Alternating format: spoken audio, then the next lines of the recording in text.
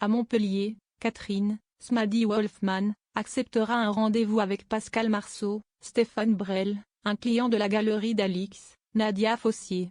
Mais alors qu'il s'agira d'abord d'un simple tête-à-tête professionnel, Catherine tombera sous le charme de se débarrasser par la situation. Catherine avouera à son amie, Alix, ressentir des sentiments pour Pascal Marceau, et ce, bien qu'elle n'ait pas encore oublié son défunt mari, François, Jérémy Covio.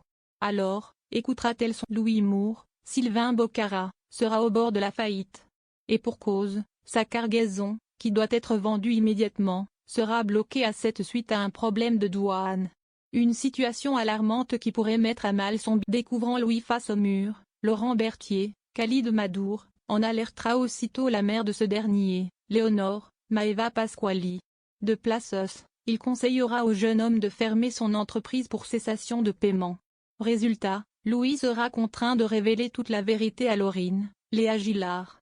Alors, comment réagir? Pendant ce temps, Claudine, Catherine Wilkening, reviendra sur sa décision et acceptera de recruter Margot, Clara Bott, au cabinet, pour le plus grand bonheur de Johanna, Aurore Delplace, et Florent, Fabry. Néanmoins, l'ex-femme de Becker, Yvon Bach, se montrera particulièrement intransigeante envers Margot, la menaçant même de la virer au moindre faux pas. Alors, ce nouveau poste ne sera-t-il pas un cadeau empoisonné pour la... Au même moment, au commissariat de Montpellier, Dimitri, Victorien Robert, sera placé en détention provisoire, et ce, malgré le fait qu'il clamera non coupable. Il pourra compter sur l'aide d'Ève, Emma Colberti, convaincue de son innocence, pour le défendre. Elliot rejoindra également le combat de sa mère, Ève. En effet, le jeune homme sera déterminé à l'aider à prouver l'innocence de Dimitri.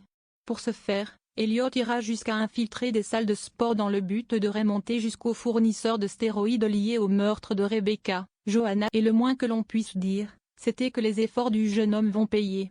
En effet, Elliot réussira à entrer en contact avec le fournisseur de stéroïdes, ce qui suscitera l'inquiétude d'Ève. Heureusement, elle trouvera à nouveau du réconfort auprès de Manu, Moïse Santamaria, quelques jours seulement après avoir décidé. Au fur et à mesure que l'enquête avancera, les soupçons au sujet de Dimitri disparaîtront.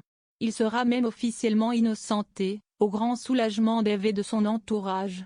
Tandis que le principal suspect sera libéré, Elliot, lui, se rapprochera de la vérité. Grâce au travail du jeune homme, la brigade de Montpellier arrêtera enfin le dealer de stéroïdes. De son côté, Elliot réussit un gros coup. Alors, découvrira-t-il la vérité sur la mort de Rebecca?